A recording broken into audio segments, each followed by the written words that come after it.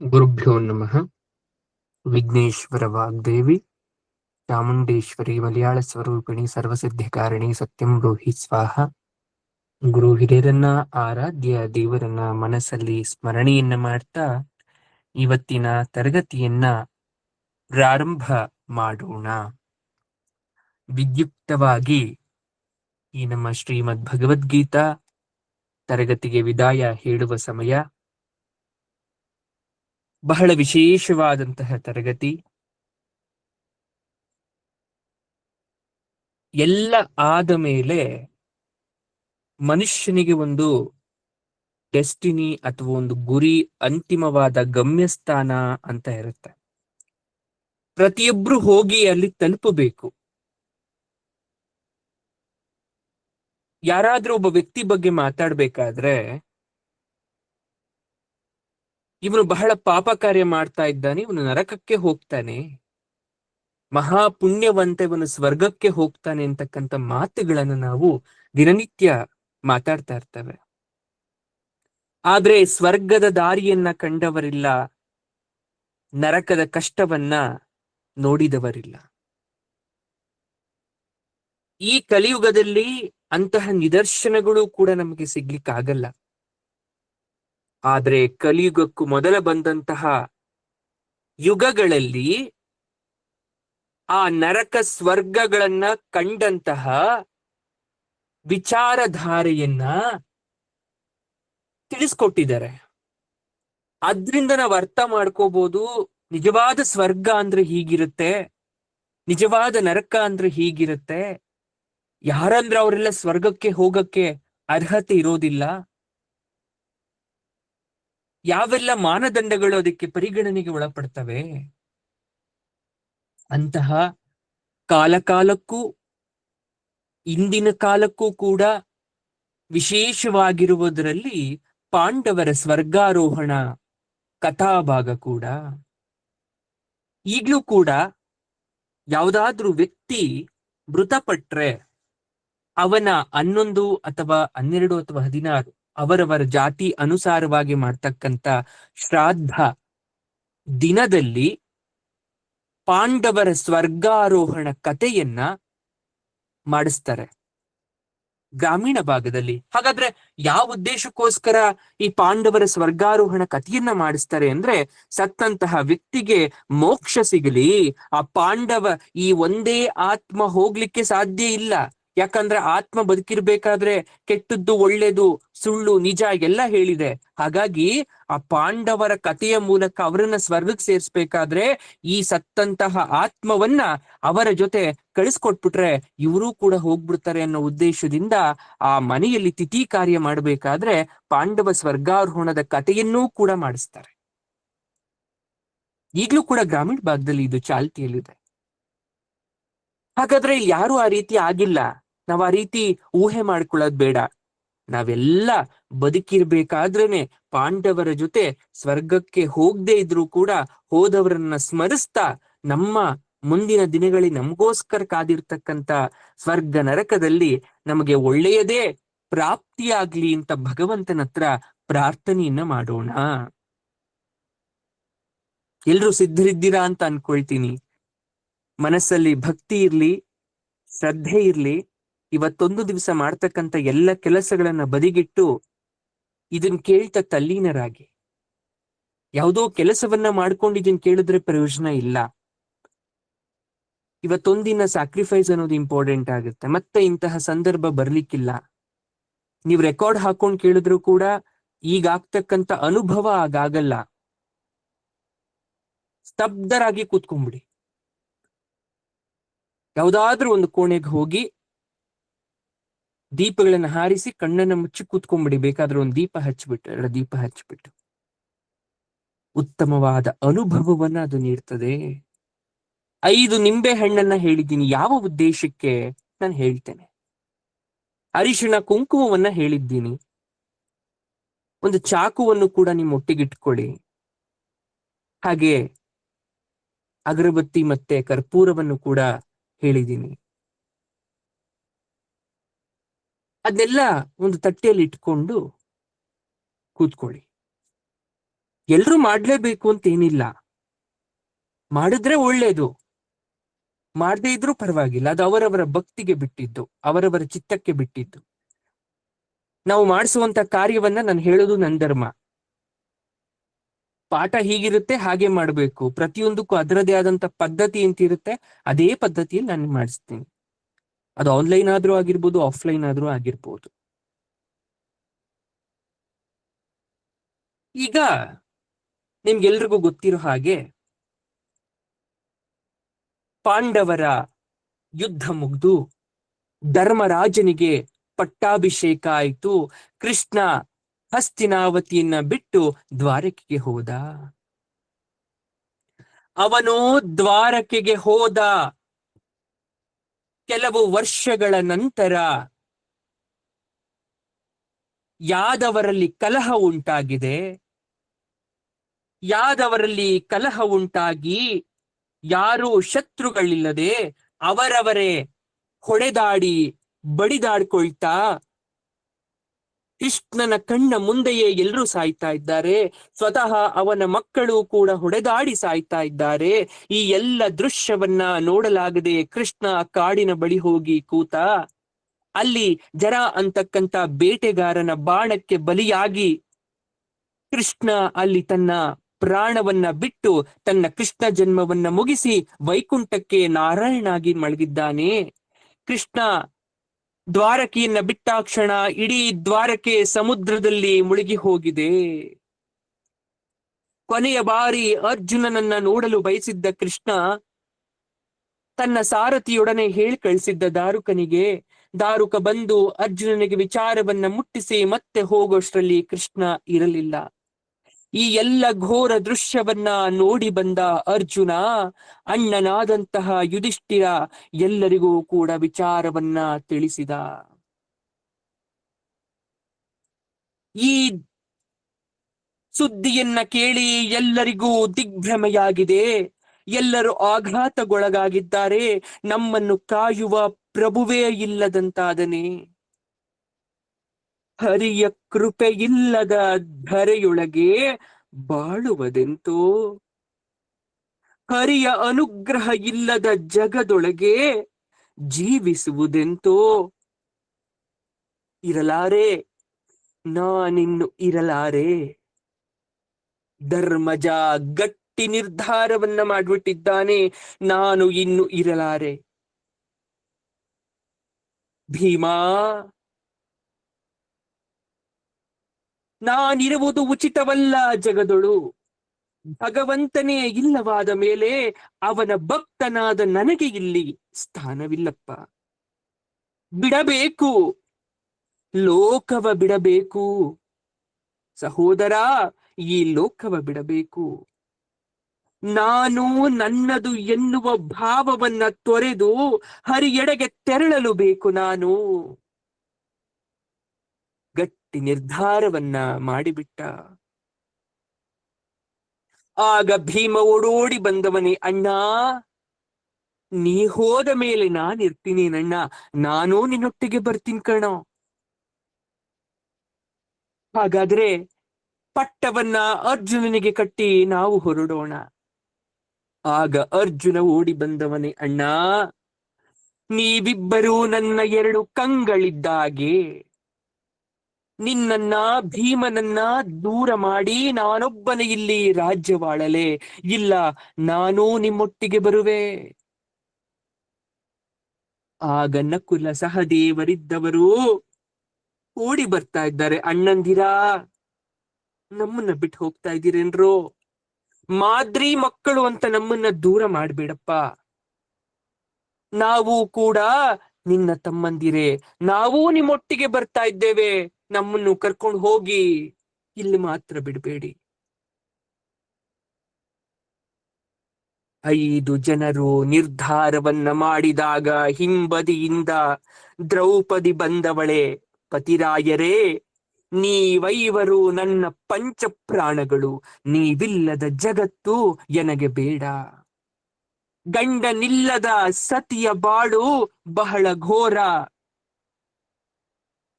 ನೀವೇ ಇಲ್ಲ ಅಂದ ಮೇಲೆ ನಾನಿಲ್ಲಿದ್ದು ಏನ್ ಪ್ರಯೋಜನ? ಬಹಳ ಸುಂದರವಾದ ಮಾತನ್ನು ಹೇಳ್ತಾಳೆ ದ್ರೌಪದಿ. ಪತಿಯೇ ಪರದೈವ, ಅವರು ಮಾಡ್ತಕ್ಕಂಥ ಎಲ್ಲಾ ತಪ್ಪುಗಳನ್ನ ಕ್ಷಮಿಸಿ ಜೊತೆಯಲ್ಲಿ ಹೆಜ್ಜೆ ಆಗ್ತಕ್ಕಂಥದ್ದು ಪತಿವ್ರತ ಧರ್ಮ. ಆದ್ರೆ ಈಗ ಮಾಡಕ್ ಆಗಲ್ಲ. ಅದಕ್ಕೆ ಹಿರಿಯರು ಒಂದ್ ಮಾತು ಹೇಳ್ತಾರೆ ಬಹಳ ಸುಂದರವಾಗಿ, ಎಲ್ಲ ಹೆಣ್ಮಕ್ಳು ತಿಳ್ಕೋಬೇಕಾಗಿರೋ ಮಾತದು. ಗಂಡನ ಬಗ್ಗೆ ಎಂತಹ ಗೌರವವನ್ನ ಹೊಂದಬೇಕು ಅಂತಕ್ಕಂಥದ್ನ ನುಡಿಮತ್ತನ್ನ ಹೇಳ್ತಾರೆ. ಯಾವ ನುಡಿಮತ್ತು? ಗಂಡನ ಜೋಪಾನ ಮಾಡೇ ನನ್ನವ್ವ. ಗಂಡನ ಜೋಪಾನ ಮಾಡ್ಬೇಕಂತೆ. ಗಂಡನೆಂದರೆ ಧರೆ ಮನೆಯ ದೇವರು ಕಾಣವ್ವ. ಗಂಡನ ಜೋಪಾನ ಮಾಡೇ ನನ್ನವ್ವ. ಗಂಡನೆಂದರೆ ಮನೆಯ ದೇವರು ಕಾಣವ್ವ. ಅರಿಶಿಣ ಕುಂಕುಮ ನಿನಗೊಂದು ಸ್ಥಾನವಮ್ಮ.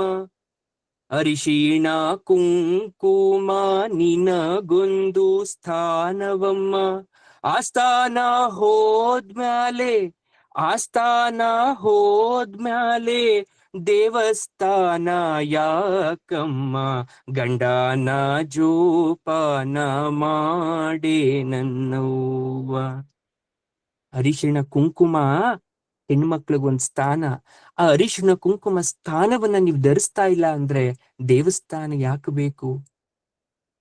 ಕರಿಮಣಿ ಮಾಂಗಲ್ಯ ಹೊನ್ನಿನ ರಾಶಿಯಮ್ಮ. ಕರಿಮಣಿ ಮಾಂಗಲ್ಯ ಹೊನ್ನಿನ ರಾಶಿಯಮ್ಮ. ಆ ರಾಶಿ ಹೋದ್ಮ್ಯಾಲೆ, ಆ ರಾಶಿ ಹೋದ್ಮ್ಯಾಲೆ ನೀ ಪರದೇಶಿಯಮ್ಮ. ನೀ ಪರದೇಶಿಯಮ್ಮ. ಗಂಡನ ಜೋಪಾನ ಮಾಡೇ ನನ್ನವ್ವ. ಕರಿಮಣಿ ಮಾಂಗಲ್ಯ ಅಂತಕ್ಕಂಥದ್ದು ಎಲ್ಲ ರಾಶಿಗಿಂತ ಹೆಚ್ಚು. ಅದನ್ನ ನೀವು ಧರಿಸ್ತಾ ಇಲ್ಲ ಅಂದ್ರೆ ನೀವು ಪರದೇಶಿ ಆಗ್ತೀರಾ. ಮುಂಗೈನ ಬಳೆಗಾಳು ಮುತ್ತೈದೆ ಸ್ಥಾನವಮ್ಮ. ಮುಂಗೈನ ಬಳೆಗಾಳು ಮುತ್ತೈದೆ ಸ್ಥಾನವಮ್ಮ. ಆ ಬಳೆ ಹೋದ್ಮ್ಯಾಲೆ, ಆ ಬಳೆ ಹೋದ್ಮ್ಯಾಲೆ ನಿನ್ನ ಬಾಳು ಗೋಳಮ್ಮ. ಗಂಡನ ಜೋಪಾನ ಮಾಡೇ ನನ್ನವ್ವ. ಕೈಗೆ ಧರಿಸ್ತಕ್ಕಂಥ ಬಳೆಗಳೇ ನಿಮ್ಗೆ ಮುತ್ತೈದೆ ಸ್ಥಾನ. ಅದನ್ನ ನೀವು ಧರಿಸ್ತಾ ಇಲ್ಲ ಅಂದಮೇಲೆ ನಿಮ್ಮ ಬಾಳು ಸುಖಮಯವಾಗಿರುತ್ತ? ಮಂಡೆ ಕೂದಲ ಮ್ಯಾಲೆ ಮಲ್ಲಿಗೆ ಹೂದಂಡೆ. ಮಂಡೆ ಕೂದಲ ಮ್ಯಾಲೆ ಮಲ್ಲಿಗೆ ಹೂದಂಡೆ. ಆ ದಂಡೆ ಹೋದ್ಮ್ಯಾಲೆ, ಆ ದಂಡೆ ಹೋದ್ಮ್ಯಾಲೆ ನೀ ಬಂಡೆ ಕೇಳಮ್ಮ. ಗಂಡನ ಜೋಪಾನ ಮಾಡೇ ನನ್ನವ್ವ. ಭಗವಂತ ಕೇಶರಾಶಿಯನ್ನು ಕೊಟ್ಟಿದ್ದಾನೆ, ಅದಕ್ಕೆ ಮಲ್ಲಿಗೆಯನ್ನ ಮುಡಿತಾ ಇದ್ದೀರಾ. ನೀವು ಮಲ್ಲಿಗೆ ಹೂವನ್ನ ಮುಡಿದೆ ಇದ್ಮೇಲೆ ನೀವು ಆ ಬಂಡೆಯ ಕಲ್ಲಿಗಿಂತ ಕೀಳಾಗ್ತೀರ. ನಿನ್ನ ಗಂಡ ಹುಚ್ಚ ನಿಂದು, ನಿನ್ನ ಗಂಡ ಹುಚ್ಚ ನಿಂದು ನೀ ಹೆಚ್ಚು ಬೈಬ್ಯಾಡ. ಆ ಹುಚ್ಚ ಹೋದ್ಮ್ಯಾಲೆ, ಆ ಹುಚ್ಚ ಹೋದ್ಮ್ಯಾಲೆ ನೀ ಹುಚ್ಚಿ ಕಾಣವ್ವ. ಗಂಡನ ಜೋಪಾನ ಮಾಡೇ ನನ್ನವ್ವ. ಹುಚ್ಚ ಅಂತ ಅಂತೀವಿ, ಆದ್ರೆ ಆ ಹುಚ್ಚ ಇಲ್ಲ ಅಂದ್ಮೇಲೆ ನೀವು ಕೂಡ ಹುಚ್ಚಿ ಆಗ್ಬಿಡ್ತೀರಾ. ಹಾಗಾಗಿ ಗಂಡನನ್ನ ಜೋಪಾನವನ್ನ ಮಾಡಿ ಅಂತ ಗುರು ಹಿರಿಯರು ಹೇಳ್ತಕ್ಕಂಥ ಕಿವಿ ಮಾತಿದು. ಈ ಕಿವಿ ಮಾತು ಬಹಳ ಚೆನ್ನಾಗಿ ದ್ರೌಪದಿಗೆ ಗೊತ್ತಿತ್ತು. ಹಾಗಾಗಿ 5 ಜನ ಗಂಡಂದಿರೇ ಈ ಲೋಕದ ಎಲ್ಲ ಗೊಡವೆಗಳನ್ನ ತೊರೆದು, ಅರಮನೆ ವೈಭೋಗಗಳನ್ನ ತೊರೆದು, ಹೊನ್ನಿನ ರಾಶಿಯನ್ನ ತೊರೆದು ಎಲ್ಲವನ್ನ ಬಿಟ್ಟು ಹೋಗ್ಬೇಕಾದ್ರೆ ಹೆಂಡತಿಯಾದವಳು ಕೂಡ ಅವರ ಸಂಕಟ ಹೋಗ್ಬೇಕು ಅಂತಕ್ಕಂಥ ಉದ್ದೇಶದಿಂದ ನಾನೂ ನಿಮ್ಮೊಟ್ಟಿಗೆ ಬರ್ತೇನೆ ಅಂತ ಆಗ್ರಹಿಸಿದಾಗ ಎಲ್ಲರೂ ಒಪ್ಪಿಗೆಯನ್ನ ಸೂಚಿದ್ದಾರೆ. 5 ಜನ ಪಾಂಡವರ ಸಹಿತ ದ್ರೌಪದಿ ಕೂಡ ವಾನಪ್ರಸ್ಥಕ್ಕೆ ಹೊರಡ್ಲಿಕ್ಕೆ ಸಿದ್ಧಳಾಗಿ ನಿಂತಿದ್ದಾಳೆ. ಎಲ್ಲರೂ ನಾರು ಮುಡಿಗಳನ್ನ ಹುಟ್ಟಿ ಹೊರಟರು. ಹೊರಡುವ ಸಂದರ್ಭ ಧರ್ಮಜ ಸಭೆಯನ್ನ ಸೇರಿಸಿ ಎಲ್ಲ ಪ್ರಜೆಗಳಿಗೆ ಕೈ ಮುಗಿದು ಕೇಳ್ತಾ ಇದ್ದಾನೆ, ಪ್ರಜೆಗಳೇ, ಈ 36 ವರ್ಷ ನನಗೆ ಧರ್ಮದಿಂದ ರಾಜ್ಯವನ್ನ ಆಚರಿಸ್ಲಿಕ್ಕೆ ನಿಮ್ಮ ಸಹಕಾರ ತುಂಬಾ ಮುಖ್ಯ. ಅದನ್ನ ನೀವೆಲ್ಲ ಮಾಡಿದ್ರಿ. ನಾನು ತ್ರೇತಾಯುಗದ ಶ್ರೀರಾಮನಲ್ಲ. ನನ್ನ ಆಡಳಿತದಲ್ಲಿ ಕುಂದು ಕೊರತೆ ಇತ್ತು ಅನ್ನೋದು ನನಗೆ ಗೊತ್ತು. ಆದ್ರೆ ಯಾವತ್ತೂ ನೀವು ಅದನ್ನ ಹೇಳ್ಕೊಳ್ಳೇ ಇಲ್ಲ. ನನ್ನನ್ನ ಪ್ರೋತ್ಸಾಹಿಸಿದ್ರಿ. ಯಥಾ ಪ್ರಜಾ ತಥಾ ರಾಜ ಅಂತಕ್ಕಂಥ ಕಾಲ ಬರ್ತಾ ಇದೆ. ಅಂದ್ರೆ ರಾಜ ಇರುವ ಹಾಗೆ ಪ್ರಜೆಗಳು ಇರ್ತಾರೆ ಅಂತಕ್ಕಂಥದ್ದು ಹೋಯ್ತು. ಪ್ರಜೆಗಳಿದ್ದಾಗೆ ರಾಜ ಇರ್ತಾನೆ ಅಂತಕ್ಕಂಥ ಕಲಿಯುಗದಲ್ಲಿ ಕಾಲ ಬರುತ್ತೆ. ನಮ್ಮ ದೋಷಗಳನ್ನ ಕ್ಷಮಿಸಿ ಅಂತ ಕೈ ಮುಗಿದು ಮುಂದಕ್ಕೆ ಹೋಗ್ತಾ ಇದ್ರೆ ಎಲ್ಲರೂ ಗೊಳೋ ಅಂತ ಕಣ್ಣೀರನ್ನ ಸುರಿಸ್ತಾ ಕಾಲಿಗೆ ಬೀಳ್ತಾ ಇದ್ದಾರೆ. ಎಲ್ಲರನ್ನ ನಿಧಾನವಾಗಿ ಸ್ವೀಕರಿಸಿ ಒಂದೊಂದೇ ಹೆಜ್ಜೆಯನ್ನ ಇಟ್ಟು ಮುಂದೆ ಮುಂದೆ ನಡೀತಾ ಇದ್ರೆ ತಂಬಂದಿರು ದ್ರೌಪದಿ ಹಿಂಬಾಲಿಸಿ ಹೋಗ್ತಾ ಇದ್ದಾರೆ. ಬೆಳಿಗ್ಗೆ ನಿರಾಹಾರವಾಗಿ ಹೊರಟಿದ್ದಂಥವರು ಮಧ್ಯಾಹ್ನವಾದ್ರೂ ಕೂಡ ಹಸ್ತಿನಾವತಿಯ ಗಡಿಯನ್ನ ದಾಟ್ಲಿಕ್ಕಾಗ್ತಾ ಇಲ್ಲ. ಜನಗಳ ಆ ಪ್ರೀತಿ, ಆ ಜನಗಳ ಸಾಗರ ಅವರನ್ನ ಬಿಡ್ತಾ ಇಲ್ಲ. ಆಗ ಎಲ್ಲರಿಗೂ ಬುದ್ಧಿ ಮಾತನ್ನ ಹೇಳಿ ಕಳಿಸ್ಕೊಟ್ಟಿದ್ದಾರೆ. ಕೃಪಾ, ಯುಯುತ್ಸು ಎಲ್ಲರನ್ನ ಕಳಿಸ್ಕೊಟ್ಟಿದ್ದಾರೆ. ಚಿತ್ರಾಂಗದೆ ಮಣಿಪುರಕ್ಕೆ ಹೋದ್ಲು. ಇಲ್ಲಿ ಪರೀಕ್ಷಿತನಿಗೆ ಪಟ್ಟವನ್ನ ಕಟ್ಟಿ ಹೊರಟ್ರು. ಸುಖದ ಸುಪ್ಪತ್ತಿಗೆ ಮರೆಯಾಯಿತು, ಕಠಿಣ ಕಲ್ಲೇ ಹಾಸಿಗೆಯಾಯಿತು. ಮೃಷ್ಟಾನ್ನ ಮರೆತರು, ಕಾಡು ಫಲಗಳ ತಿಂದರು. ಚಾಮರ ಬೀಸುವವರಿಲ್ಲ, ಹೊಗಳು ಭಟ್ಟರಿಲ್ಲ, ಮಂದಿ ಸಾಮಂತರಿಲ್ಲ. ಕಡು ಕಷ್ಟದೊಳಗೆ ಕುಂತೀಸುತರು ನಡೆದರೋ. ಸದಾ ಸುಕ್ಕತ್ತಿನ ಸುಪ್ಪತ್ತಿಗೆಯಲ್ಲಿ ಇರ್ತಕ್ಕಂಥವರು ನಾರು ಮುಡಿಗಳನ್ನ ಉಟ್ಟು ಇವತ್ತು ಪಾದಕ್ಕೆ ಪಾದ ರಕ್ಷೆಯನ್ನು ಕೂಡ ಧರಿಸದೆ ಕಠಿಣವಾದ ಹಾದಿಯಲ್ಲಿ ಹೋಗ್ತಾ ಇದ್ದಾರೆ. ಕಲ್ಲು ಮುಳ್ಳುಗಳು, ಬಿಸಿಲು ಬಾಯಾರಿಕೆಗಳ ಗೊಡವೆ ಇಲ್ಲದೆ ಸಾಕ್ತಾ ಇದ್ದಾರೆ. ದಿನ ಒಂದೆರಡು ಮಾಸಗಳು ಉರುಳಿ ಹಲವಾರು ದಿನಗಳಾಯ್ತು. ಗಡ್ಡ ಮೀಸೆಗಳು ಬೆಳೆದಿವೆ. ದೇಹ ಕೃಶವಾಯ್ತು. ನಡೆಯಲಾಗದ ಪರಿಸ್ಥಿತಿಗೆ ಬಂದ್ರು. ತೊಡವಿ ಎಡವಿ ಬೀಳ್ತಾ ಇದ್ದಾರೆ. ಆದ್ರೆ ಮತ್ತೆ ಮತ್ತೆ ಮುಂದಕ್ಕೆ ಹೋಗ್ತಾ ಇದ್ದಾರೆ. ಧರ್ಮಜನಿಗೆ ಮಾತ್ರ ತನ್ನ ಹಾದಿ ಗೊತ್ತಿತ್ತು. ಧರ್ಮಜನನ್ನ ಹಿಂಬಾಲಿಸಿ ಎಲ್ರು ಹೋಗ್ತಾ ಇದ್ದಾರೆ. ಅದೇ ಕ್ಷಣದಲ್ಲಿ ಭೀಮ ಕೇಳ್ತಾ ಇದ್ದಾನೆ, ಅಣ್ಣ, ಇನ್ನು ಎಷ್ಟು ದಿನವಣ್ಣ? ಇನ್ನು ನಮ್ಮ ಯಾತ್ರೆ ಎಷ್ಟು ದಿನಕ್ಕೆ ಪೂರೈಸುತ್ತಣ್ಣ? ಯಾವಾಗ ನಾವು ದೇವಸ್ಥಾನ ಅಂದ್ರೆ ದೇವರ ಆಸ್ಥಾನವನ್ನ ಸೇರೋದು? ಕೈಲಾಸ ವೈಕುಂಠದ ಕಡೆಗೆ ನಮ್ಮ ಪಯಣ ಇನ್ನು ಎಷ್ಟು ದಿನವಣ್ಣ ಅಂತ ಭೀಮ ಕೇಳಿದಾಗ ಆಗ ಯುಧಿಷ್ಠಿರ ಹೇಳ್ತಾ ಇದ್ದಾನೆ, ತಮ್ಮ ಭೀಮ, ತಲೆಯನ್ನ ಎತ್ತಿ ನೋಡು. ಆ ತಲೆಯನ್ನ ಎತ್ತಿ ನೋಡು ಅಂದಾಗ ಅವನ ಎದುರಿಗೆ ಬೃಹದಾಕಾರದ ಶಿಖರಗಳು ಕಾಣಿಸ್ತು. ಅಲ್ಲಿ ಯಾವ ಪಶು ಪಕ್ಷಿ ಪ್ರಾಣಿಗಳ ಸ್ಥಾನವಿಲ್ಲ.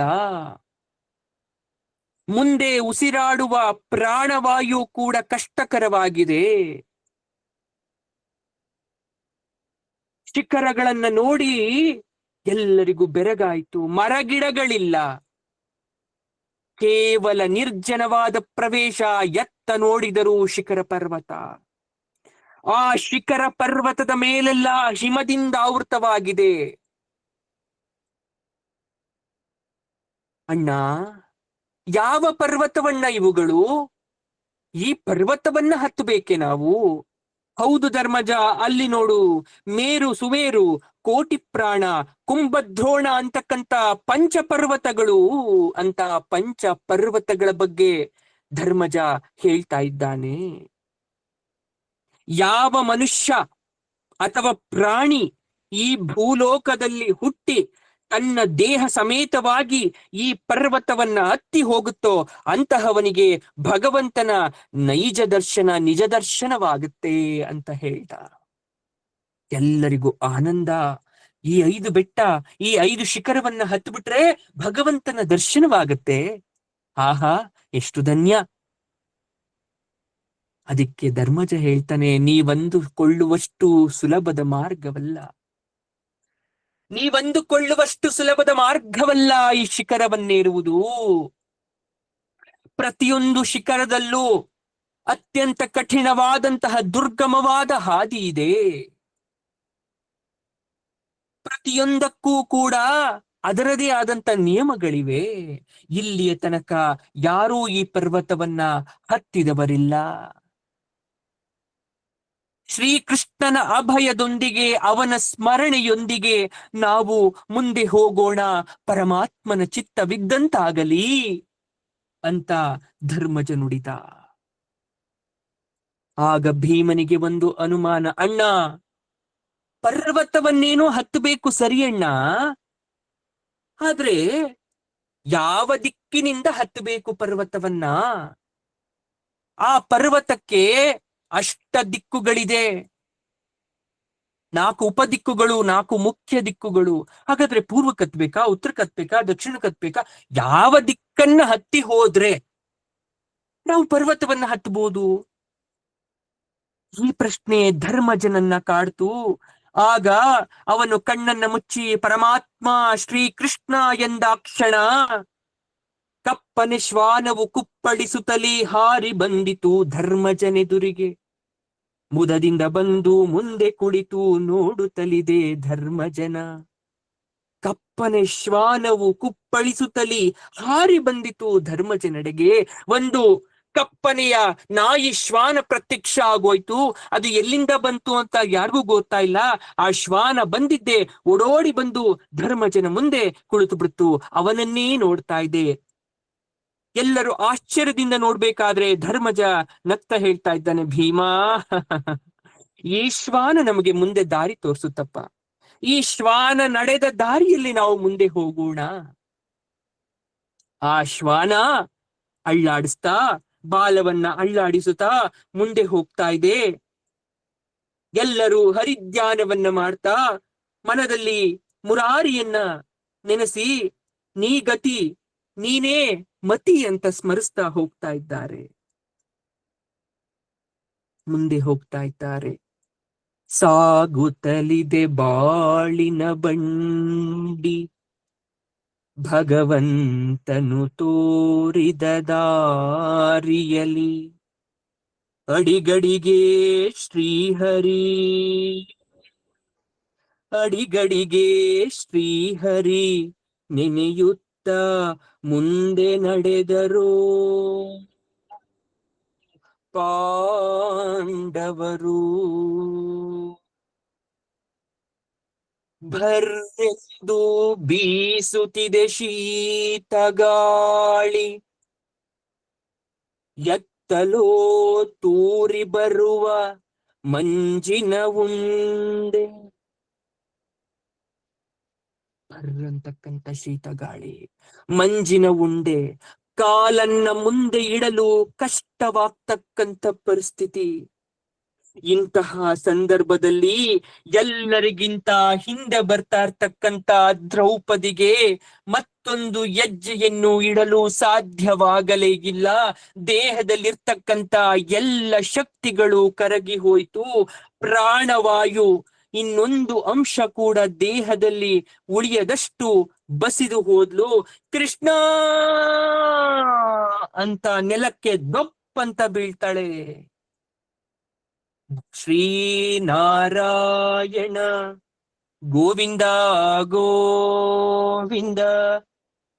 ನಿಂಬೆ ಹಣ್ಣನ್ನ ಕಟ್ ಮಾಡಿ ಒಂದು ಭಾಗಕ್ಕೆ ಅರಿಶಿಣ, ಮತ್ತೊಂದು ಭಾಗಕ್ಕೆ ಕುಂಕುಮವನ್ನ ಹಚ್ಚಿ ದ್ರೌಪದಿ ಅಲ್ಲಿ ಪ್ರಾಣವನ್ನ ಬಿಟ್ಟಿದ್ದಾಳೆ.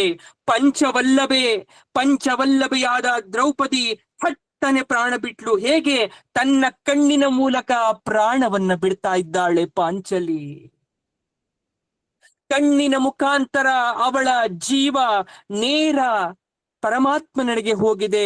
ಅವಳು ತನ್ನ ಕಣ್ಣುಗಳನ್ನ ಬಿಟ್ಟಂತೆಯೇ ಬಿಟ್ಟು ಆಕಾಶವನ್ನ ನೋಡ್ತಾ ಇದ್ದಾಳೆ. ಓಡಿ ಬಂದ ಭೀಮ, ಓಡಿ ಬಂದವನೇ ಅವಳನ್ನ ತೊಡೆಯ ಮೇಲೆ ಮಲಗಿಸ್ಕೊಂಡ.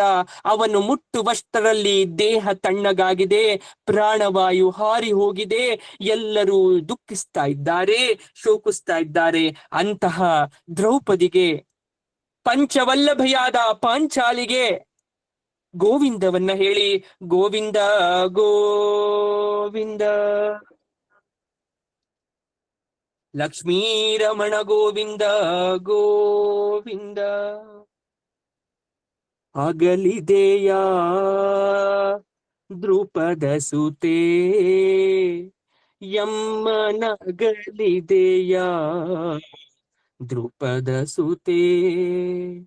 ದೊರೆವಳ ಇನ್ನು ನಿಂತ ಸತಿ, ದೊರೆವಳ ಇನ್ನು ನಿಂತ ಸತಿ. ಎನ್ನ ಬಿಟ್ಟು ಹೋದೆಯ ಓ ನನ್ನ ಸತಿಯೇ, ಯಮ್ಮ ಬಿಟ್ಟು ಹೋದೆಯ ಓ ನನ್ನ ಸತಿಯೇ. ದ್ರೌಪದಿ, ಪಾಂಚಾಲಿ ನಮ್ಮನ್ನ ಬಿಟ್ಟು ಹೋದೆಯ. ಅದೆಂತಹ ಕಷ್ಟ ಸಂದರ್ಭದಲ್ಲಿ ನಮ್ಮೊಟ್ಟಿಗೆ ನಿಂತೆ. ವನವಾಸದಲ್ಲಿ ಸೂರ್ಯ ದೇವನಿತ್ತ ಅಕ್ಷಯವನ್ನ ಹಿಡಿದು ನಮ್ಮೆಲ್ಲರ ಹೊಟ್ಟೆಯನ್ನ ಪೊರೆದೆ, ನಾನಾ ಕಷ್ಟಗಳನ್ನ ಸಹಿಸಿದೆ.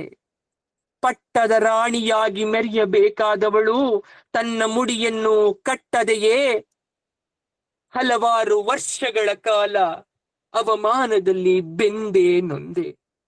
ನಿನ್ನಂತಹ ಸತಿ ನಮಗೆ ಸಿಗಲಾರಳು ಅಂತ ಎಲ್ಲರೂ ದುಃಖಿಸ್ತಾ ಇದ್ದಾರೆ. ಆದ್ರೆ ಆಗ ಧರ್ಮಜ ಹೇಳ್ತಾ ಇದ್ದಾನೆ, ತಮ್ಮಂದಿರಾ ಬನ್ನಿ ಹೋಗೋಣ. ಇಲ್ಲ ಅಣ್ಣ, ಯಾವ ಕಾರಣಕ್ಕೋಸ್ಕರ ದ್ರೌಪದಿನ ಮೊಟ್ಟಿಗೆ ಬರ್ತಾ ಇಲ್ಲ? ಇಲ್ಲಿಯ ತನಕ ಬಂದವಳು ಭಗವಂತನನ್ನ ನೋಡ್ಲಿಕ್ಕೆ ಅವಳು ಅರ್ಹಲಲ್ವಾ? ಅವಳು ಮಾಡಿರಬಹುದಾದಂತಹ ತಪ್ಪಾದ್ರೂ ಏನಿದೆ ಅಣ್ಣ ಅಂತ ಕೇಳಿದಾಗ ಧರ್ಮಜ ಹೇಳ್ತಾ ಇದ್ದಾನೆ, ದ್ರೌಪದಿ ಉತ್ತಮ ಗುಣದವಳೇ, ಆದ್ರೆ ಅವಳಲ್ಲಿ ದುರ್ಗುಣಗಳೂ ಕೂಡ ಇತ್ತು. ಪಕ್ಷಪಾತ ಬುದ್ಧಿ ಇತ್ತು ಅವಳಲ್ಲಿ. 5 ಜನ ಪತಿಯರನ್ನ ಒಂದೇ ರೀತಿ ಕಾಣದೆ ಪಾರ್ಥನನ್ನ ಮಾತ್ರ ಅತಿ ಹೆಚ್ಚಿನ ಪ್ರೀತಿಯನ್ನ ಮನಸ್ಸಲ್ಲಿ ಇಟ್ಕೊಂಡಿದ್ಲವಳು. ಅಷ್ಟೇ ಅಲ್ಲ, ಕುರುವಂಶದ ನಾಶಕ್ಕೆ ಕಾರಣಲಾದವಳು.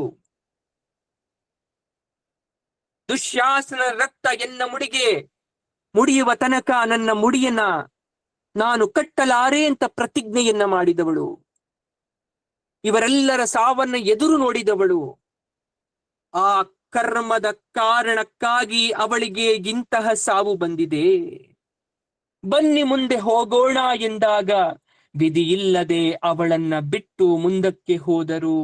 ಆ ಶವ ಹಿಮದ ರಾಶಿಯಲ್ಲಿ ಬಿದ್ದು ಮುಚ್ಚೋಯ್ತು.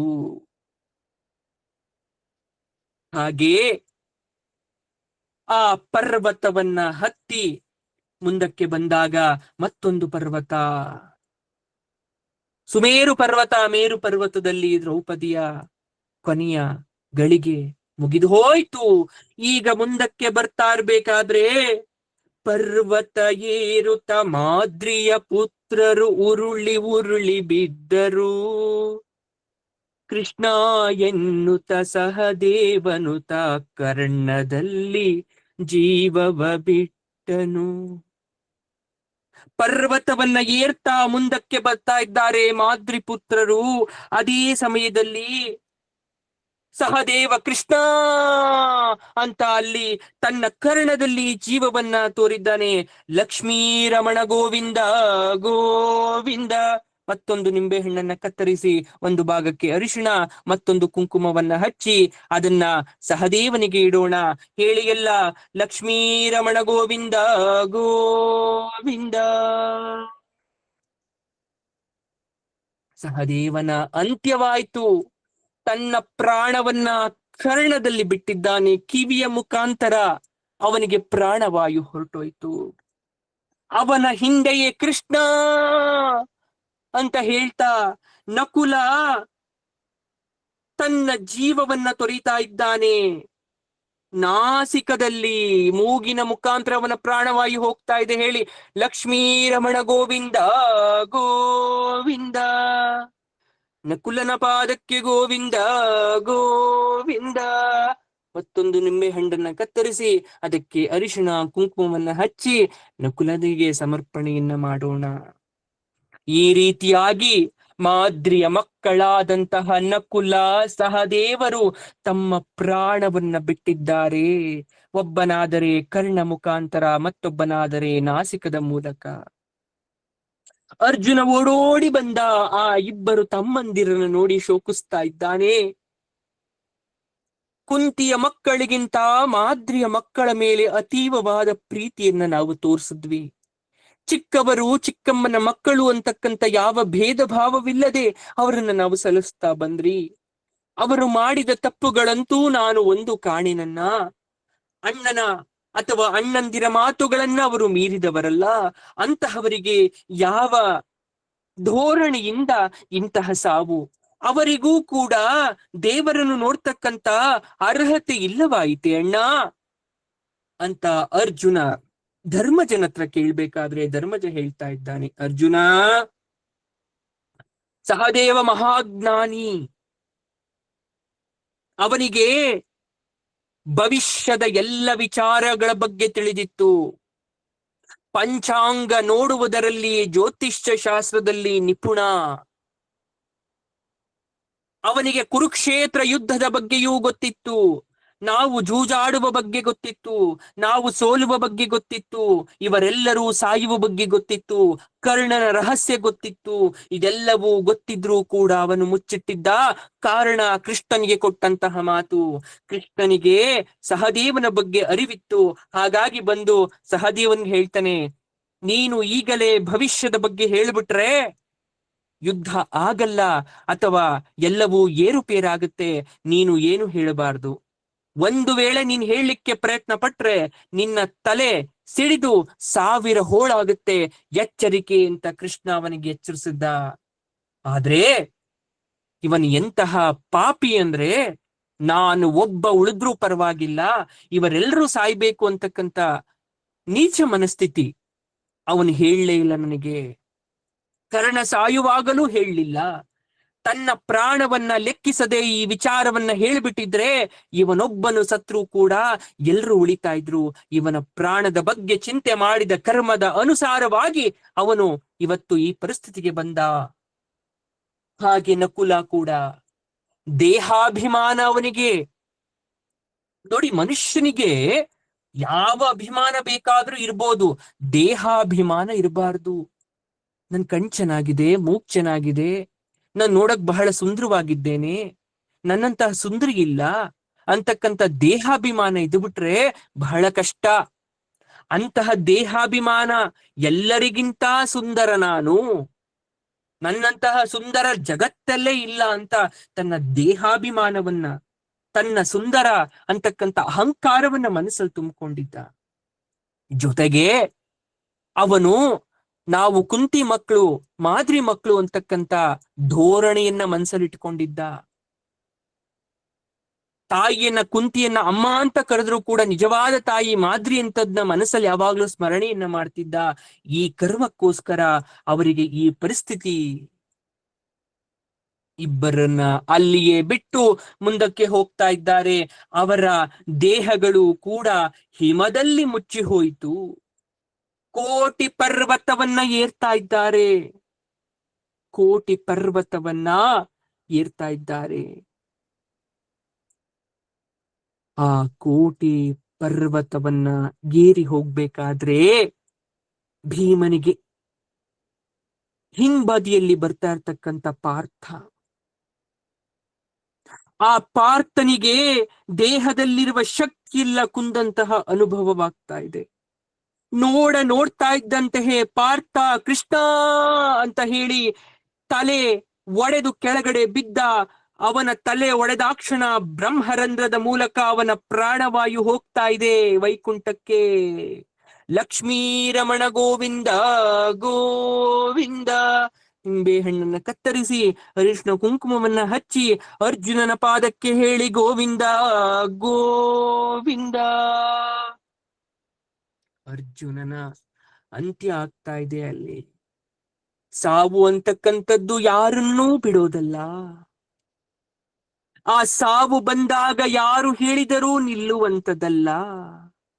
ಅರ್ಜುನ ಬಿದ್ದಂತಹ ದೃಶ್ಯವನ್ನ ನೋಡಿ ಓಡೋಡಿ ಬಂದಂತಹ ಭೀಮ, ಆಹಾ ತಮ್ಮ, ಓ ತಮ್ಮ, ಎಂತಹ ವೀರ ಪರಾಕ್ರಮಿ. ಯುದ್ಧ ಭೂಮಿಯಲ್ಲಿ ಗುರುದ್ರೋಣರನ್ನ, ಭೀಷ್ಮರನ್ನ, ಘಟಾನುಘಟಿಗಳನ್ನ, ಕರ್ಣರನ್ನ ಸೋಲಿಸಿ ಕೆಡವಿದಂತಹ ವೀರನೇ. ಗೋಗ್ರಹಣ ಸಮಯದಲ್ಲಿ ವಿರಾಟ ನಗರದಲ್ಲಿ ನಿಂತು ಎಲ್ಲರನ್ನ ಸೋಲಿಸಿದವನೇ, ಕೃಷ್ಣನ ಪರಮಾಪ್ತನೇ. ಓ ನನ್ನ ಮುದ್ದು ತಮ್ಮನೇ, ಎನ್ನ ಬಿಟ್ಟು ಹೋದಯಾ ಅಂತ ದುಃಖಿಸ್ತಾ ಇದ್ರೆ ಬುದ್ಧಿವಾದವನ್ನ ಹೇಳ್ತಾ ಇದ್ದಾನೆ. ನೋಡಪ್ಪ ಭೀಮ, ಸಾವು ಅಂತಕ್ಕಂಥದ್ದು ಹಾಗೆ. ಹೇಗೆ ಜವರಾಯ ಬಂದ್ರೆ ನಮ್ಮನ್ನ ಬಿಡೋದಿಲ್ಲ. ಜವರಾಯ ಬಂದಾರೆ ಬರಿಗೈಲಿ ಬರಲಿಲ್ಲ. ಜವರಾಯ ಬಂದಾರೆ ಬರಿಗೈಲಿ ಬರಲಿಲ್ಲ. ಕುಡುಗೋಲ್ ಕೊಡಲಿ ಹೆಗಲೇರಿ ಒಳ್ಳೊಳ್ಳೆ ಮರವ ಕಡಿ ಬಂದ. ಕುಡುಗೋಲ ಕೊಡಲೊಂದ್ ಹೆಗಲೇರಿ ಒಳ್ಳೊಳ್ಳೆ ಮರವ ಕಡಿ ಬಂದ. ಒಳ್ಳೆ ಫಲ ಬಿಟ್ಟ ಮರವ ಕಡಿ ಬಂದ. ಎಂದೂ ಬಾರದ ಜವರ ಇಂದೇಕೆ ಬಂದೀರಿ. ಎಂದೂ ಬಾರದ ಜವರ ಇಂದೇಕೆ ಬಂದೀರಿ. ಕೊಳ್ಳಯ್ಯ ಚೊಂಬ ಕುಡಿ ನೀರ, ಕೊಳ್ಳಯ್ಯ ಚೊಂಬ ಕುಡಿ ನೀರ. ಕುಡಿಯೋಕೆ ಬಂದಿಲ್ಲ ನಾ ಕೂರೋಕೆ ಬಂದಿಲ್ಲ. ಕುಡಿಯೋಕೆ ಬಂದಿಲ್ಲ ನಾ ಕೂರೋಕೆ ಬಂದಿಲ್ಲ. ಗಂಡಾನ ಮಡದಿ ನಡೆ ಮುಂದೆ, ಗಂಡಾನ ಮಡದಿ ನಡೆ ಮುಂದೆ. ಜವರಾಯ ಬಂದಾರೆ ಬರಿಗೈಲಿ ಬರಲಿಲ್ಲ. ಕುಡುಗೋಲ ಕೊಡಲೊಂದ್ ಹೆಗಲೇರಿ ಫಲ ಬಿಟ್ಟ ಮರವ ಕಡಿ ಬಂದ. ಒಳ್ಳೊಳ್ಳೆ ಮರವ ಕಡಿ ಬಂದ. ಜವರಾಯ ಬಂದವನ್ ಸುಮ್ನೆ ಬರ್ಲಿಲ್ಲ. ಹೆಗ್ಲ ಮೇಲೆ ಕೊಡ್ಲಿ ಇಟ್ಕೊಂಡ್ ಬಂದಿದ್ದಾನೆ. ಒಳ್ಳೊಳ್ಳೆ ಮರನೇ ಹುಡುಕ್ತಾ ಇದ್ದಾನೆ, ಯಾವ ಮರ ಫಲ ಬಿಟ್ಟಿದೆ ಅಂತ ಕಡಿಲಿಕ್ಕೆ. ಒಂದು ಮನೆ ಮುಂದೆ ಬಂದ. ಒಳಗಡೆ ಒಂದ್ ಮಡದಿ ಇದ್ದಾಳೆ. ಅಮ್ಮ ಅಂತ ಕರ್ದ. ಆ ತಾಯಿ ಬಂದ್ ನೋಡ್ತಾಳೆ. ಜವರಾಯ, ಅಲ್ಲಪ್ಪ, ಯಾವತ್ತೂ ಬರ್ದೇ ಇರೋನ್ ಇವತ್ತು ಬಂದಿದ್ಯಲ್ಲ, ಬಂದಿದ್ಯಾ? ಬಾ ತಗೋ, ಚೊಂಬು ನೀರ್ ತಗೊಂಬಂದಿದೀನಿ ಕುಡಿ. ಜವರಾಯ ಹೇಳ್ತಾನೆ, ಯಾವತ್ತೂ ಬರ್ದೇ ಇರೋನ್ ಇವತ್ತು ಬಂದಿದ್ದೀನಿ ಅಲ್ಲ ತಾಯಿ, ನನ್ ಬರೋದು ಒಂದೇ ದಿವ್ಸ. ನಾನ್ ಬಂದಿದ್ದೀನಿ. ಬಂದವನು ಕೂರಕ್ ಬರ್ಲಿಲ್ಲಮ್ಮ, ನೀನ್ ಕೊಡೋ ನೀರನ್ ಕುಡಿಯಕ್ ಬಂದಿಲ್ಲ. ನಡಿ ನಡಿ ಹೋಗೋಣ ನನ್ ಜೊತೆ. ಅಯ್ಯೋ, ಮನೆ ಮುಂದೆ ಚಪ್ಪಾರ ಹಬ್ಬದ ಸಡಗಾರ. ಮನೆ ಮುಂದೆ ಚಪ್ಪಾರ ಹಬ್ಬದ ಸಡಗಾರ. ಬಿಟ್ಟೆಂಗು ಬರಲೋ ಯವರಾಯ, ಬಿಟ್ಟೆಂಗು ಬರಲೋ ಜವರಾಯ. ಹಬ್ಬ ಮಾಡುವಂತ ಚೆಲುವೇರು ಬರುತ್ತಾರೆ. ಹಬ್ಬ ಮಾಡುವಂತ ಚೆಲುವೇರು ಬರುತ್ತಾರೆ, ಗಂಡನ ಮಡದಿ ನಡೆ ಮುಂದೆ, ಗಂಡನ ಮಡದಿ ನಡೆ ಮುಂದೆ, ಜವರಾಯ ಬಂದಾರೆ ಬರಿಗೈಲಿ ಬರಲಿಲ್ಲ. ಅಲ್ಲಪ್ಪ, ಹಬ್ಬದ ಸಡಗರ, ಮನೆ ಮುಂದೆ ಚಪ್ರ ಹಾಕಿದೀವಿ, ಮನೇಲೆಲ್ಲ ವಿಶೇಷವಾದ ಅಡಿಗೆ ಮಾಡಿದ್ದೀವಪ್ಪ, ಹಬ್ಬನ್ ಬಿಟ್ಟು ಹೆಂಗಪ್ಪ ಬರ್ಲೋ ಜವರಾಯ ನಿನ್ ಜೊತೆ? ಅಯ್ಯೋ ಹುಚ್ಚಿ, ಹೆಮ್ಮ ಹೇಳ್ತಾನೆ, ಹಬ್ಬ ಮಾಡಕ್ಕೆ ಬೇರೆ ಚೆಲುವೇರು ಬರ್ತಾರಮ್ಮ, ಬೇರೆ ಹೆಣ್ಮಕ್ಳು ಬರ್ತಾರೆ. ನೀನ್ ಹಬ್ಬ ಮಾಡೋ ಸಮಯ ಅಲ್ಲ, ಇನ್ನು 11 ದಿವ್ಸಕ್ಕೆ ಎಲ್ಲಾ ಸೇರ್ಕೊಂಡು ನಿನ್ಗೆ ಹಬ್ಬ ಮಾಡ್ತಾರೆ. ನಡಿ ನಡಿ ನನ್ ಜೊತೆ, ನಡಿ ಹೋಗೋಣ. ಮಾಳಿಗೆ ಮಾಳಿಗೆ 5 ಅಂಕಣದ ಮಾಳಿಗೆ, ಮಾಳಿಗೆ ಮಾಳಿಗೆ 5 ಅಂಕಣದ ಮಾಳಿಗೆ, ನನ್ನ ಗಂಡನ ಬಿಟ್ಟು ಬರಲೆಂಗೋ, ನನ್ನ ಗಂಡನ ಬಿಟ್ಟು ಬರಲೆಂಗೋ, ಗಂಡನಿಗೆ ತಕ್ಕಂತ ಹೆಂಡೀರು ಬರುತ್ತಾರೆ, ಗಂಡನಿಗೆ ತಕ್ಕಂತ ಹೆಂಡೀರು ಬರುತ್ತಾರೆ, ಗಂಡನ ಮಡದಿ ನಡೆ ಮುಂದೆ, ಗಂಡನ ಮಡದಿ ನಡೆ ಮುಂದೆ. ಅಲ್ಲಪ್ಪ, 5 ಅಂಕಣದ ಮಾಳ್ಗೆ ಮನೆನ ನನಗಂತ ನನ್ ಗಂಡ ಕಟ್ಟಿಸ್ತಾ ಪ್ರೀತಿಯಿಂದ, ಈ ಮನೆನ ಬಿಟ್ಟು, ನನ್ನ ಪ್ರೀತಿ ಮಾಡುವಂತಹ ಗಂಡನ್ ಬಿಟ್ಟು ನಿನ್ ಜೊತೆ ಹೆಂಗಪ್ಪ ಬರ್ಲಿ? ಹೌದಾ? ಅಯ್ಯೋ ಹುಚ್ಚಿ, ಕೇಳಿಲ್ಲಿ, ನೀನು ಸತ್ರೆ 11 ದಿವ್ಸಕ್ಕೆ ನೀನ್ ತಿಥಿ ಮಾಡಿ 1 ತಿಂಗಳು ತುಂಬೋದ್ರೊಳಗಡೆ ಇನ್ನೊಂದು ಮದುವೆ ಆಗ್ತಾ ನಿನ್ ಗಂಡ. ಈ ಮಾಳಿಗೆ ಮನೆಯನ್ನ ಈಗ ನಿನ್ ಜೊತೆ ತಗೊಂಡ್ ಬರಕ್ ಆಗಲ್ಲ, ನಿನ್ನನ್ನು ಮಾತ್ರ ನಾನು ಕರ್ಕೊಂಡು ಹೋಗ್ತಾ ಇರೋದು. ಇಂತಹ ಮಾಳಿಗೆ ಮನೆ 100 ಇದ್ರೂ ಕೂಡ ಬರೋದು ನೀನ್ ಮಾತ್ರ. ನೀನ್ ಏನ್ ಹೇಳಿದ್ರು ನಾನು ಬಿಡಲ್ಲ, ಬಾ, ಕರ್ಕೊಂಡ್ ಹೋಗೇ ಬಿಟ್ಟ. ಜವರಾಯ ಬಂದಾರೆ ಬರಿಗೈಲಿ ಬರಲಿಲ್ಲ. ಬಂದವನು ಯಾವತ್ತೂ ಸುಮ್ನೆ ಹೋಗಲ್ಲ. ದುಃಖಿಸ್ತಾ ಇದ್ರೆ ಭೀಮ ಹೇಳ್ತಾ ಇದ್ದಾನೆ, ನಮ್ಮವರು ಅನ್ನೋ ಕಾರಣಕ್ಕೋಸ್ಕರ ಅವ್ರ ಬಗ್ಗೆ ಒಳ್ಳೆ ಮಾತನ್ನೇ ಹೇಳ್ಬಿಟ್ರೆ, ಕೆಟ್ಟ ಗುಣಗಳು ಅಂತ ಕೂಡ ಇರುತ್ತಪ್ಪ ಮನುಷ್ಯನಿಗೆ. 2 ಮುಖ ಮನುಷ್ಯನಿಗೆ. ಒಳ್ಳೆ ರೀತಿ ಹೌದು ನಿಜ, ಅವನ್ ಕೆಟ್ಟತನ ಅನ್ನೋದು ಇರುತ್ತಲ್ವಾ. ಅರ್ಜುನ ಏನ್ ಸಾಮಾನ್ಯದವನ? ವೀರಾಶೂರ ಹೌದು, ಆದ್ರೆ ಬಾಲ್ಯದಿಂದಲೇ ಕೆಲವೊಂದಷ್ಟು ದುರ್ಗುಣ ಇತ್ತು. ಕರ್ಣ ವಿದ್ಯೆಯನ್ನ ಅರಸಿ ದ್ರೋಣರ ಬಳಿಗೆ ಬಂದಾಗ ಅವನ ಜಾತಿಯನ್ನ ಹೀಯಾಳಿಸಿ ಅವನನ್ನ ಅವಮಾನಿಸ್ದ. ಸೂತ ಜಾತಿಯವನು ವಿದ್ಯೆಯನ್ನ ಕಲಿಬಾರ್ದು ಅಂತ ಅವಮಾನ ಮಾಡ್ದ. ಏಕಲವ್ಯ ತನಗಿಂತ ಬಿಲ್ಲುಗಾರನಾಗಬಾರದು ಅಂತ ಅವನ ಹೆಬ್ಬೆರಳನ್ನ ಗುರುದಕ್ಷಿಣೆಯಾಗಿ ಕೇಳುವಂತೆ ದ್ರೋಣರಿಗೆ ಹಿಂಸಿಸ್ದ. ಕರ್ಣನ ನಿಸ್ಸಾಯಕ ಸ್ಥಿತಿಯಲ್ಲಿ ಅವನನ್ನ ಕೊಂದ. ತಾನು ಅತಿ ಶೂರ ಗಾಂಡೀವವನ್ನ ಉಳ್ಳವನು ಅಂತಕ್ಕಂತ ದರ್ಪ ಕೂಡ ಅವನಲ್ಲಿತ್ತು. ಹೀಗೆ ಅವನ ಕರ್ಮಾನುಫಲದಿಂದ ಅರ್ಜುನ ಕೂಡ ಹೀಗೆ ಪರಮಾತ್ಮನ ಸಾನ್ನಿಧ್ಯಕ್ಕೆ ಬರುವ ಮೊದಲೇ ಇಲ್ಲಿಂದಲೇ ಪ್ರಾಣ ಹೋಯಿತು. ಹೇಗೆ? ಬ್ರಹ್ಮರಂಧ್ರದ ಮೂಲಕ. ಈಗ ಭೀಮ ಎದ್ದು ಅವನ ಕಡೆ ದಿಟ್ಟಿಸಿ ನೋಡ್ದ. ತನ್ನ ತಾಯಿಯ ಕೈಯಲ್ಲಿ ಗಜಗೌರಿ ವ್ರತವನ್ನ ಮಾಡಿಸಿ ಸದಾ ಕಾಲ ನನ್ನ ಜೊತೆ ಇದ್ದಂತಹ ತಮ್ಮ ಕೊನೆಯ ಬಾರಿ ಅವನ ಮುಖವನ್ನ ನೋಡಿ ಹೋಗ್ತಾ ಇದ್ದಾರೆ. ಮುಂದೆ ಹೋಗ್ತಾ ಹೋಗ್ತಾ ಹೋಗ್ಬೇಕಾದ್ರೆ, ಪ್ರಾಣ ಪರ್ವತವನ್ನ ಏರ್ಬೇಕಾದ್ರೆ ಭೀಮನಿಗೆ ಬಹಳ ಆಯಾಸವಾಯ್ತು. ಧಪ್ಪನೆ ಅಲ್ಲಿಗೆ ಬಿದ್ದ. ಭೀಮ ಬಿದ್ದವನೇ ತನ್ನ ಪ್ರಾಣವನ್ನ ಬಿಡ್ತಾ ಇದ್ದಾನೆ. ಲಕ್ಷ್ಮೀರಮಣ ಗೋವಿಂದ ಗೋವಿಂದ. ಅಲ್ಲಿ ನಿಂಬೆ ಹಣ್ಣನ್ನ ಕತ್ತರಿಸಿ ಅರಿಶಿಣ ಕುಂಕುಮವನ್ನು ಹಚ್ಚಿ ಭೀಮನ ಪಾದಕ್ಕೆ ಗೋವಿಂದ ಗೋವಿಂದ.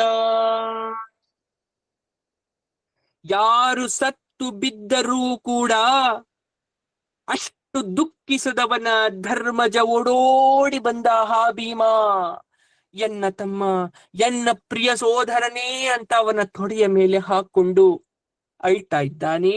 ಅತೀವವಾದ ದುಃಖವನ್ನ ಮಾಡ್ತಾ ಇದ್ದಾನೆ. ಅಯ್ಯೋ ಹೋದೆಯ, ಅರಿತವರಾರೋ ವಿಧಿ ನಿನ್ನ ಲೀಲೆಯ ಬಲ್ಲವರಾರಿಹರೋ ದೇವ ನಂಬಲ ಸಾಧ್ಯವೋ ಅರಿತವರಾರೋ ವಿಧಿ ನಿನ್ನ ಲೀಲೆಯ ಬಲ್ಲವರಾರಿಹರೋ ದೇವ ನಂಬಲ ಸಾಧ್ಯವೋ ಮಾನವರಾಗಿ ಜನಿಸಿರುವವರು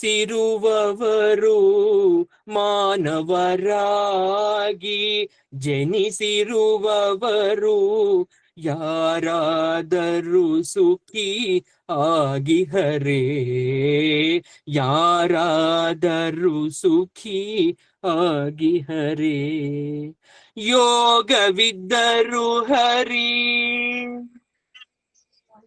ಯೋಗವಿದ್ದರು ಹರಿ ಭೋಗವಿದ್ದರು ಸರಿ ಶ್ರೀಹರಿ ನೀನಾಡಿಸಿದಂತೆ ನಡೆಯಲೇಬೇಕು ನೀನಾಡಿಸಿದಂತೆ ನಡೆಯಲೇಬೇಕು ಅರಿತವರಾರೋ ವಿಧಿ ನಿನ್ನ ಲೀಲೆಯ ಬಲವರಾರಿಹರೋ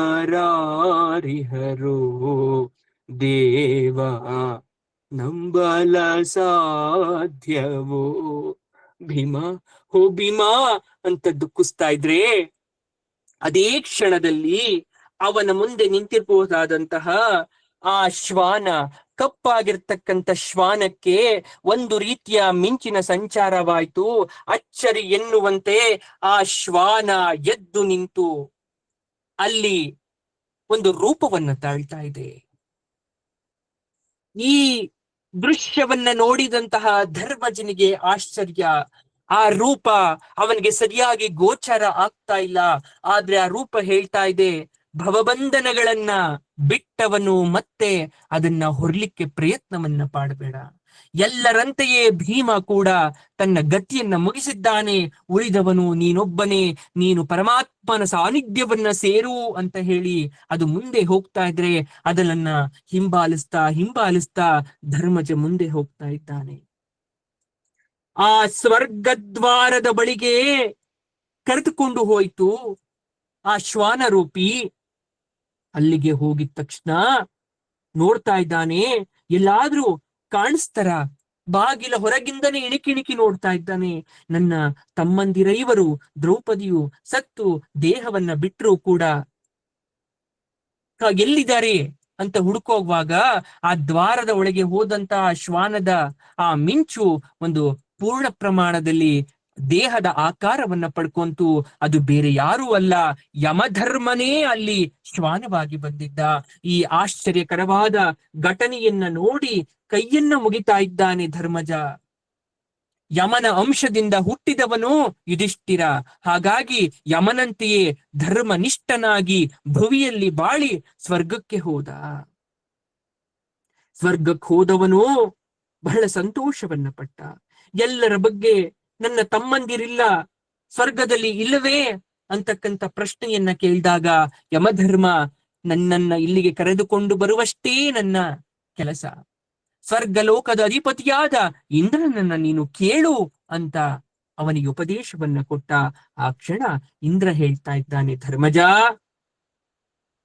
ನಿನಗಿಂತ ಮೊದಲೇ ನಿನ್ನ ಎಲ್ಲ ತಮ್ಮಂದಿರು ಶರೀರವನ್ನ ಬಿಟ್ಟು ಆತ್ಮರೂಪಿಯಾಗಿ ಸ್ವರ್ಗಕ್ಕೆ ಬಂದ ಹಾಗಿದೆ. ನೀನೇ ತಡವಾಗಿ ಬಂದೆ, ಬಾ ಬೇಗ ಬಾ. ಒಪ್ತಾ ಇಲ್ಲ ಧರ್ಮಪುತ್ರ, ಇಲ್ಲ ನಾನ್ ಬರೋದಿಲ್ಲ. ಯಾವ ಕಾರಣಕ್ಕೋಸ್ಕರ ಅವ್ರು ಹೀಗಾಯ್ತು ಅಂತಕ್ಕಂಥ ವಿಚಾರ ನನಗೆ ಗೊತ್ತು. ಆದ್ರೆ ಸ್ವರ್ಗವನ್ನ ಅನುಭವಿಸುವ ಇಚ್ಛೆಯಿಂದ ನಾನು ಬಂದಿಲ್ಲ. ಕೃಷ್ಣನಿಲ್ಲದ ಭೂಲೋಕದಲ್ಲಿ ನಾನು ಇರೋದಿಲ್ಲ ಅನ್ನೋದಕ್ಕೆ ಬಂದೆ. ಅದಕ್ಕೆ ಇಂದ್ರ ಹೇಳ್ತಾ ಇದ್ದಾನೆ, ಸತ್ತವರಿಗೂ ಬದುಕಿದವರಿಗೂ ವ್ಯತ್ಯಾಸ ಅನ್ನೋದು ಇದೆ. ನೀನು ಸತ್ತಿಲ್ಲ, ಪೂರ್ಣ ಪ್ರಮಾಣದ ದೇಹವನ್ನ ಹೊಂದಿ ಇಲ್ಲಿಗೆ ಬಂದಿದ್ಯಾ. ಕಾರಣ ನಿನ್ನ ಪುಣ್ಯ ಫಲದಿಂದ. ಎಂತಹ ಸಂದರ್ಭ ಬಂದರೂ ಕೂಡ ನೀನು ನಿನ್ನ ಧರ್ಮವನ್ನ ಬಿಡ್ಲಿಲ್ಲ.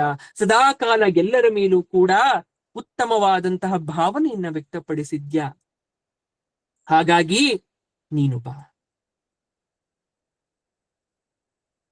ಕರ್ಣ, ಅಭಿಮನ್ಯು, ವಿರಾಟ, ದೃಪದ, ಸಾತ್ಯಕಿ ಎಲ್ರೂ ಕೂಡ ಇಲ್ಲೇ ಇದಾರ ಅಂತ ಒಂದು ಪ್ರಶ್ನೆ ಕೇಳಿದಾಗ, ಕೆಲವರು ಮಾತ್ರ ಇಲ್ಲಿದ್ದಾರೆ ಮತ್ತು ಕೆಲವರು ನರಕದಲ್ಲಿದ್ದಾರೆ. ನಿನಗೆ ನೋಡುವ ಬಯಕೆ ಆದರೆ ಹೋಗಿ ಬಾ, ದೂತನನ್ನ ಕಳಿಸ್ತೇನೆ ಅಂತ ಇಂದ್ರ ಜೊತೆ ಮಾಡಿ ಕಳಿಸ್ತಾ ಇದ್ದಾನೆ. ಧರ್ಮಜ ಹೋಗ್ತಾ ಇದ್ದಾನೆ.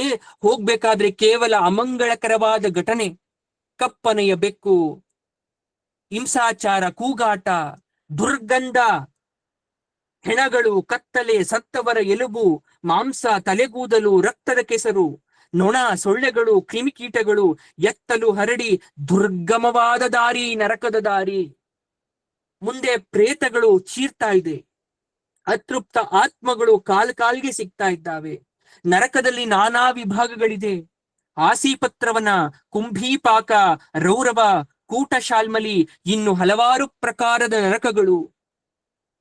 ಇದೇನಯ್ಯ, ಯಾಕಿಲ್ಲ ಕರ್ಕೊಂಡು ಹೋಗ್ತಾ ಇದ್ಯಾ, ಯಾಕಿಲ್ಲ ಕರ್ಕೊಂಡು ಹೋಗ್ತಾ ಇದ್ಯಾ ಅಂದಾಗ ದೂತ ಹೇಳ್ತಾ ಇದ್ದಾನೆ, ಇಂದ್ರಲೋಕದಲ್ಲಿ ನಿನ್ನ ತಮ್ಮಂದಿರಿದ್ದಾರೆ ಅಂತಕ್ಕಂಥ ಸಣ್ಣ ಸುಳ್ಳನ್ನ ಇಂದ್ರ ಹೇಳ್ದ.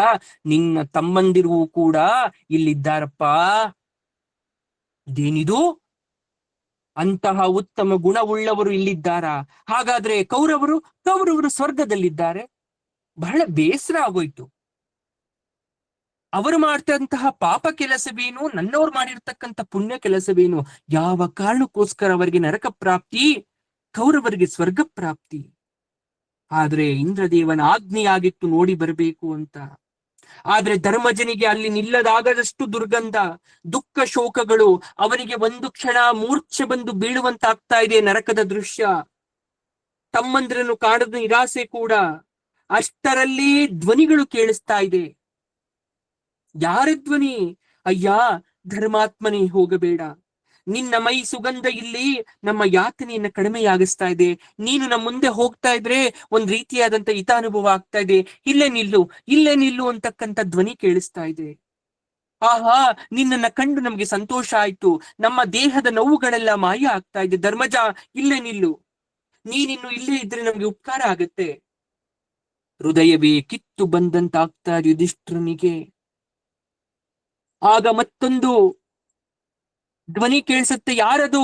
ನಾನೇ ಕರ್ಣ, ನಾನೇ ಭೀಮ, ನಾನೇ ಅರ್ಜುನ, ನಕುಲ, ಸಹದೇವ, ದ್ರೌಪದಿ ಅಂತಕ್ಕಂಥ ಧ್ವನಿ ಇವನ ಕಿವಿಗೆ ಬಿದ್ದಾಗ ಧರ್ಮಜ ಚಿಂತಾಕ್ರಾಂತನಾಗಿ, ಆಹಾ, ನನ್ನ ತಮ್ಮಂದಿರಿಗೆ ದುರ್ಗಂಧ ಪ್ರದೇಶವಾಸವೇ, ದುರ್ಯೋಧನನಿಗೆ ಉತ್ತಮ ಸ್ಥಾನವೇ, ನನ್ನ ಸೋದರರಿಗೆ ಅಧಮ ಸ್ಥಾನವೇ, ನ್ಯಾಯವೇ ಅಂತ ಕೋಪಾಧ್ರಾಕ್ತನಾದ ದೇವದೂತನಿಗೆ ಹೇಳ್ತಾ ಇದ್ದಾನೆ.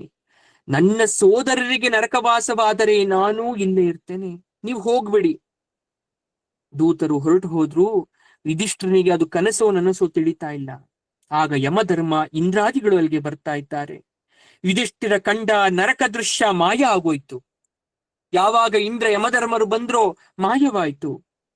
ಆಗ ಇಂದ್ರ ಹೇಳ್ತಾ ಇದ್ದಾನೆ, ಧರ್ಮಪುತ್ರ, ಮನುಷ್ಯ ಸತ್ತ ಮೇಲೆ ಪುಣ್ಯ ಪಾಪ ಅಂತಕ್ಕಂಥ ಎರಡು ರಾಶಿ ಕರ್ಮ ಫಲಗಳುಂಟಪ್ಪ. ಈ ಪೈಕಿ ಒಬ್ಬ ಮೊದಲು ಪುಣ್ಯ ಫಲ ಅನುಭವಿಸಲು ಇಷ್ಟಪಟ್ರೆ ಆಮೇಲೆ ಪಾಪ ಫಲ ಅನುಭವಿಸ್ಬೇಕು ಅಂತ ಇಷ್ಟಪಡ್ತಾನೆ. ಮೊದಲೇ ಪಾಪ ಫಲ ಅನುಭವಿಸ್ಬಿಟ್ರೆ ಆಮೇಲೆ ಪುಣ್ಯ ಫಲಕ್ಕೆ ಬರ್ಬೇಕಾಗತ್ತೆ.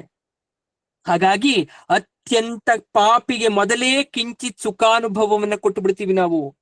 ನೀನ್ ಕೇಳ್ದಲ್ಲ ಯಾಕೆ ದುರ್ಯೋಧನನಿಗೆ ಸ್ವರ್ಗ ಅಂದ್ರೆ, ದುರ್ಯೋಧನ ಹಿಮ್ಮೆಟ್ಟದ ಯುದ್ಧ ಮಾಡ್ದ, ಅದಕ್ಕೂ ಅವನಿಗೆ ಸುಖ ಪ್ರಾಪ್ತಿ ಆಯ್ತು.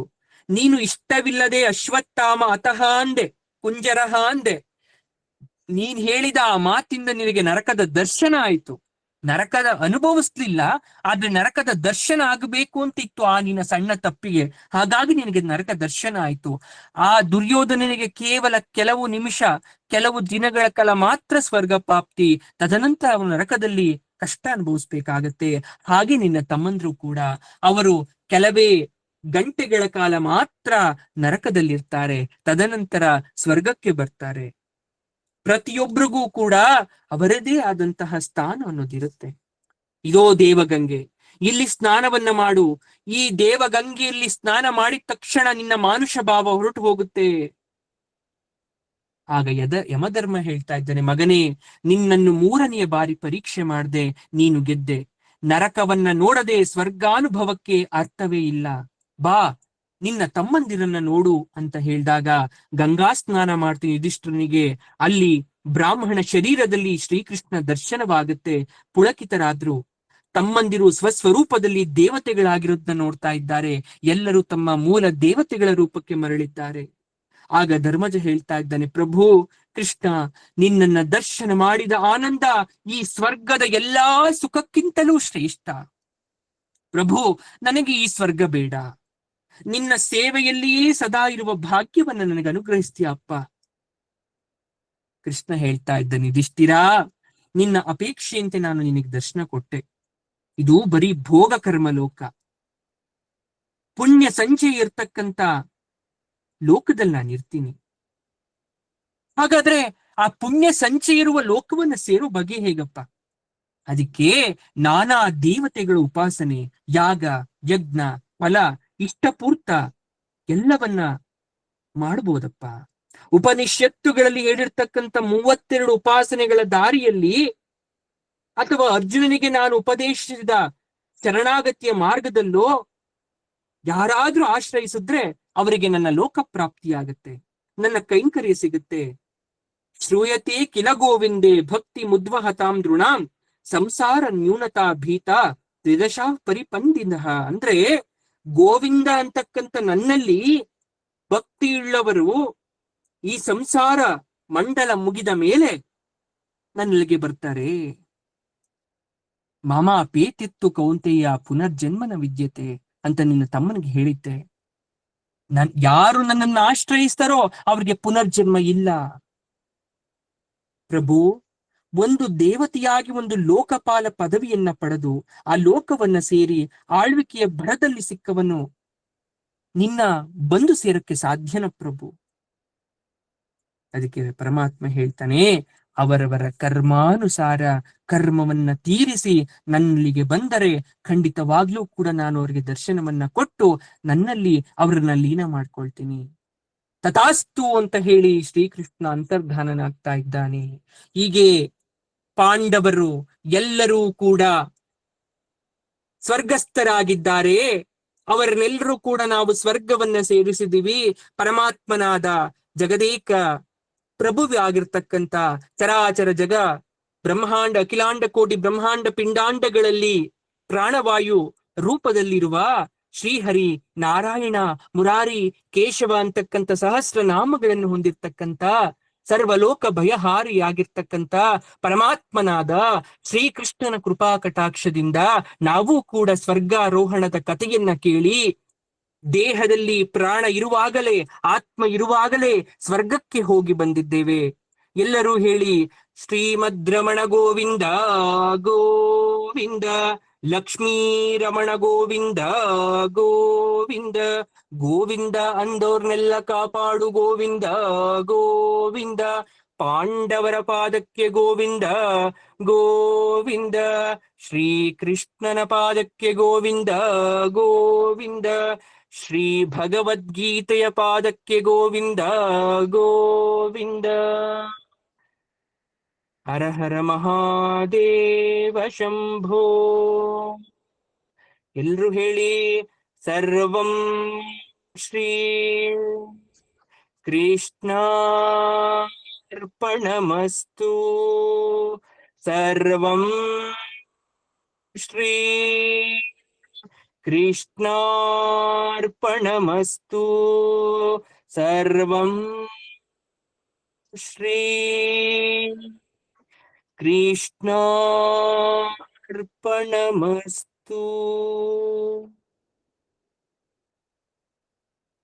ಶುಭಮಸ್ತು ಶುಭಮಸ್ತು ಶುಭಮಸ್ತು.